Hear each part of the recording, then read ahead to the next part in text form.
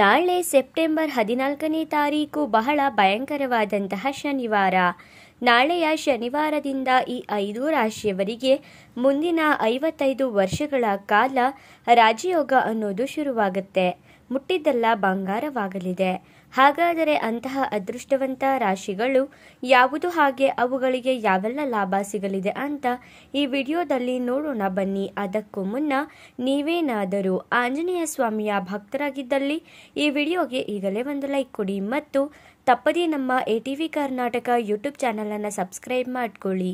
ನಿಮ್ಮ ಜೀವನದಲ್ಲಿ ಯಾವುದೇ ಸಮಸ್ಯೆ ಇದ್ದರೂ ಕೂಡ ಡಿಸ್ಪ್ಲೇ ಆಗುತ್ತಿರುವ ಗುರೂಜಿ ನಂಬರ್ಗೆ ಕರೆ ಮಾಡಿರಿ. ಈ ರಾಶಿಯವರು ನಾಳೆಯಿಂದ ಆಂಜನೇಯ ಸ್ವಾಮಿಯ ಅನುಗ್ರಹವನ್ನು ಪಡೆಯಲಿದ್ದಾರೆ. ಈ ಸಮಯದಲ್ಲಿ ಈ ರಾಶಿಯವರಿಗೆ ಮಿಶ್ರ ಫಲಿತಾಂಶ ಸಿಗುತ್ತೆ. ಕೆಲಸ ಅಥವಾ ವ್ಯವಹಾರದಲ್ಲಿ ಹೆಚ್ಚಿನ ಕೆಲಸದ ಹೊರೆಯಿಂದಾಗಿ ಸ್ವಲ್ಪ ಒತ್ತಡವನ್ನು ಅನುಭವಿಸುತ್ತೀರಾ.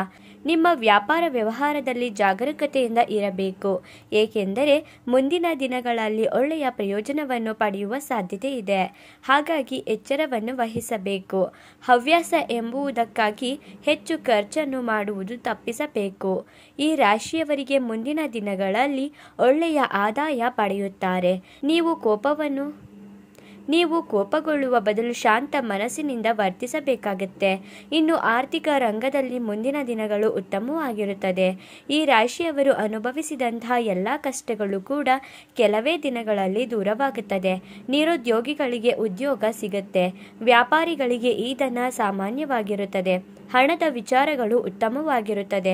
ಜಾಸ್ತಿ ಯೋಚನೆ ಮಾಡುವುದನ್ನು ಬಿಟ್ಟು ಬಿಡಬೇಕು. ನೀವು ಕೆಲವೊಂದು ವಿಷಯಗಳಲ್ಲಿ ನಿರ್ಧಾರ ತೆಗೆದುಕೊಳ್ಳುವಾಗ ನೀವು ಹಣವನ್ನು ನೀರಿನಂತೆ ಖರ್ಚು ಮಾಡಬಾರದು. ಬಹುಶಃ ನೀವು ಯಾವುದೇ ರೀತಿಯ ಹಣಕಾಸಿನ ನಿರ್ಧಾರವನ್ನು ತರಾತುರಿಯಲ್ಲಿ ತೆಗೆದುಕೊಳ್ಳುವುದರಿಂದ ಹಲವಾರು ತಪ್ಪು ಫಲಿತಾಂಶಕ್ಕೆ ಕಾರಣವಾಗಬಹುದು. ವೈವಾಹಿಕ ಜೀವನದಲ್ಲಿ ಆಸಕ್ತಿ ಕಡಿಮೆವಾಗುತ್ತೆ.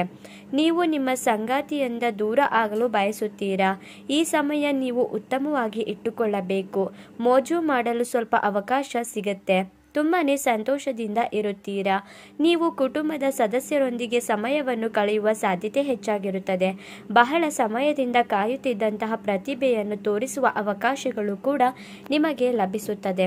ಇಷ್ಟೆಲ್ಲ ಲಾಭ ಮತ್ತು ಅದೃಷ್ಟವನ್ನು ಪಡೆಯಲಿರುವ ಆ ಅದೃಷ್ಟವಂತ 5 ರಾಶಿಗಳು ಯಾವುದು ಎಂದರೆ ವೃಷಭ ರಾಶಿ, ಕರ್ಕಾಟಕ ರಾಶಿ, ಸಿಂಹ ರಾಶಿ, ಮೇಷರಾಶಿ, ತುಲಾರಾಶಿ. ಇವುಗಳಲ್ಲಿ ನಿಮ್ಮ ರಾಶಿ ಇದ್ದರೂ ಇಲ್ಲದಿದ್ದರೂ ತಪ್ಪದೇ ಈಗಲೇ ಭಕ್ತಿಯಿಂದ ಆಂಜನೇಯ ಸ್ವಾಮಿ ನಮಃ ಅಂತ ಕಮೆಂಟ್ ಮಾಡಿ.